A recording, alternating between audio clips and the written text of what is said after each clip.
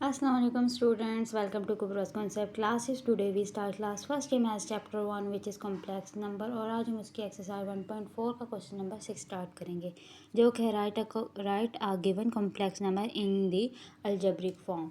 हमने कुछ वीडियोस पहले पढ़ा था कि अलजेब्रिक फॉर्म क्या होती है।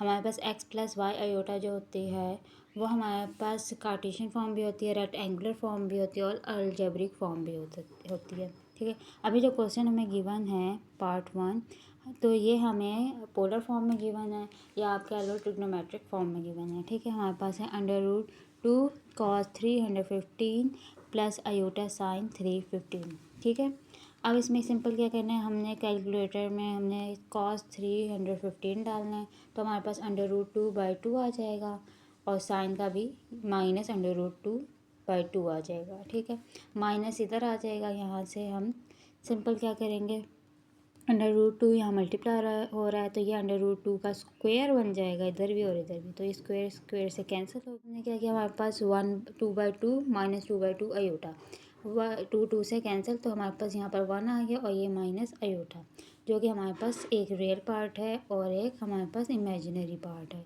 तो ये हमारे पास क्वेश्चन 6 का पार्ट 1 कंप्लीट हुआ। हमारे पास पार्ट 2 है जो कि है 5 cos 200 प्लस आयोटा साइन 210। ठीक है, इसमें हमने सिंपल कैलकुलेटर में हमने cos 210 डालना है तो हमारे पास -√3/2 आ जाएगा और साइन वाली वैल्यू /2 आ जाएगी।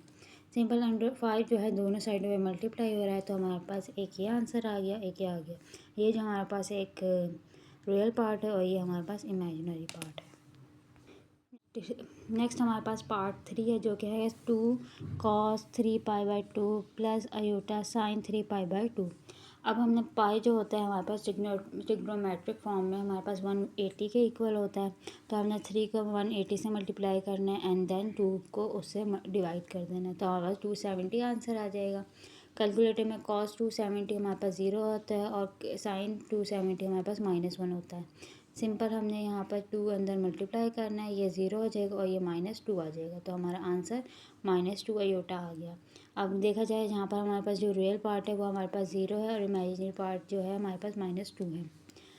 ठीक है, पार्ट आ जाता है पार्ट 4 जो कि हमारे पास है 4 cos 5π/6 और आयोटा साइन 5π/6। सिंपल हमने पाई की जगह 180 रखना है और 5 को उससे मल्टीप्लाई करके 6 से उसको डिवाइड कर देना है तो हमारे पास 115 आ गया। तो cos 150 और साइन 150 जो होता है इक्वल होता है -π/√3/2 और 1/2 के। सिंपल 4 का अंदर मल्टीप्लाई किया तो हमारे पास यहाँ से 2 के और ये इधर कैंसिल हो गया। तो अब हमारे पास जो आया 2√3 प्लस 2 आयोटा, ये हमारे पास रियल पार्ट है और ये हमारे पास इमेजिनरी पार्ट है। ये बहुत इजी क्वेश्चन है, आप इजीली सॉल्व कर सकते हैं खुद भी। ठीक है, नेक्स्ट हमारे पास पार्ट 5 आ गया जो कि है 2 cos π/6 आयोटा साइन π/6 जो कि इक्वल होता है 30 के। cos 30 जो होता है √3/2 के इक्वल होता है और साइन 30 1/2 के इक्वल होता है। सिंपल हमने 2 अंदर मल्टीप्लाई किया, ये 2 से कैंसिल हो जाएगा तो हमारे पास आंसर बचा √3 प्लस आयोटा। ठीक है, ये हमारे पास एक रियल पार्ट है और ये इमेजिनरी के साथ हमारा जो वेरिएबल है वो हमारे पास 1 है और रियल पार्ट जो है हमारे पास √3 आ गया। नेक्स्ट हमारे पास आ जाता है पार्ट नंबर 6 जो कि है cos 135 plus iota sine 135। Simple हमने कैलकुलेटर में ये वैल्यूज़ डालनी है, हमारे पास ये इस तरह से वैल्यूज़ आ जाएंगी। यहाँ से क्या होगा, 2 को हम √2 भी कर सकते हैं, यानी कि √2 का होल स्क्वायर लें तो हमारे पास एंड में 2 ही बचता है। तो हम इसको इस तरह लिखेंगे, ये √ इससे कैंसिल हो जाएगा तो हमारे पास 1/√2 बचा। ठीक है, तो ये -1/√2 प्लस 1/√2 आयोटा, ये हमारा रियल पार्ट है, ये हमारे पास इमेजिनरी पार्ट है। नेक्स्ट हमारे पास पार्ट 7 है जो कि है 10 cos 50 degree plus iota sine 50। Calculator में डाला तो हो सकता है आपके पास पॉइंट में नंबर आए, हो सकता है आपके इस तरह भी नंबर आए, तो आपको परेशान होने की ज़रूरत नहीं है, आपके आंसर इस तरह भी ठीक हैं। अगर सपोज़ इसको हम पॉइंट में करें, कुछ कैलकुलेटर होते हैं जो पॉइंट में आपको वो वैल्यूज़ देते हैं, कुछ होते हैं जो आपको एज इट इज़ इस तरह 1/√3 या 2 या इस तरह वैल्यूज़ दे सकते हैं। तो आपने परेशान नहीं होना, आपने सिंपल आपने पॉइंट में है तो आप पॉइंट्स में लिख लें। तो आपको आप जैसे इसको हम करें तो हम पॉइंट्स में भी लिख सकते हैं और हम दूसरे तरीके से भी लिख सकते हैं। तो ये हमारे पास पॉइंट्स में आ रहा है, तो हमने 10 मल्टीप्लाई हुआ तो ये 6.43 और ये 7.66 आ गया। ये हमारे पास पार्ट 7 कंप्लीट हुआ। नेक्स्ट हमारा पार्ट 8, 3 cos 3 π/4 प्लस अयूटा साइन 3 π/4। ठीक है, हमने इसको डिग्री फॉर्म में किया तो हमारे पास 135 आ गया। इसको cos 135 हमने कैलकुलेटर में डाला तो √2/2 आ गया। ये भी √2/2 आ गया। √2 अंदर मल्टीप्लाई हुआ था, ये हमारे पास स्क्वायर आ गया। ये स्क्वायर स्क्वायर से कैंसिल हो गया तो 2 बचा। यहाँ पर भी 2 बचा। जो 2 बचा तो उसको कैंसिल किया तो हमारे पास -1 और ये +1 आ गया। ये हमारे पास रियल पार्ट है और ये हमारे पास इमेजिनरी पार्ट है। नेक्स्ट हमारा पार्ट 9 है जो कि 4 cos 2π/3 प्लस अयोटा साइन 2π/3। हमने सिंपल डिग्री फॉर्म में किया तो हमारे पास इस वैल्यू का हमारे पास 120 आ गया। cos 120 कैलकुलेटर में डालने से -1/2 आ गया और साइन 120 डालने से हमारे पास √3/2 आ गया। सिंपल हमने 4 अंदर दो मल्टीप्लाई किया, इससे भी और इससे भी, तो हमारे पास 4/2, ये 2 से कैंसिल हो गया तो ये -2 आ गया। इसी तरह ये कैंसिल हुआ तो ये +2 आ गया। तो ये हमारे पास एक रियल पार्ट है और ये हमारे पास इमेजिनरी पार्ट आ गया। ठीक है, सिंपल हमने x + y अयोटा की फॉर्म में कन्वर्ट करना है। ये इतने मुश्किल क्वेश्चन नहीं, आप लोग कर लेंगे। नेक्स्ट हमारे पास पार्ट 10 है जो कि हमारे पास 7√2 cos 4π/4 प्लस साइन 5π/4। कैलकुलेटर में डाला हमने इसको तो हमारे पास 225 आ गया। इस कॉस इसको डाला तो -1/√2 आ गया। इसको डाला तो -1/√2 आ गया। इसको हमने मल्टीप्लाई किया पूरे से, ये अंडर रूट से कैंसिल हो गया तो यहाँ पर -7 और ये -7 अयोटा, जो एक रियल पार्ट और एक इमेजिनरी पार्ट आ गया, जिसको हम कॉम्प्लेक्स नंबर भी कहते हैं, रेक्टेंगुलर फॉर्म भी कहते हैं, अलजेब्रिक फॉर्म भी कहते हैं और कार्टेशियन फॉर्म भी कहते हैं। आपने नाम से परेशानी होना है कि ये कार्टेशियन फॉर्म क्या आ गया, रेक्टेंगुलर क्या आ गया या अलजेब्रिक क्या, ये तीनों चीज़ें एक ही होती हैं। नेक्स्ट हमारे पास है जो कि है 10√2 cos 7π/4 अयोटा साइन 7π/4। इसको किया तो 315 आ गया। कैलकुलेटर में डाला तो 1/1 डिवाइडेड बाई √2 प्लस अयोटा -1/2।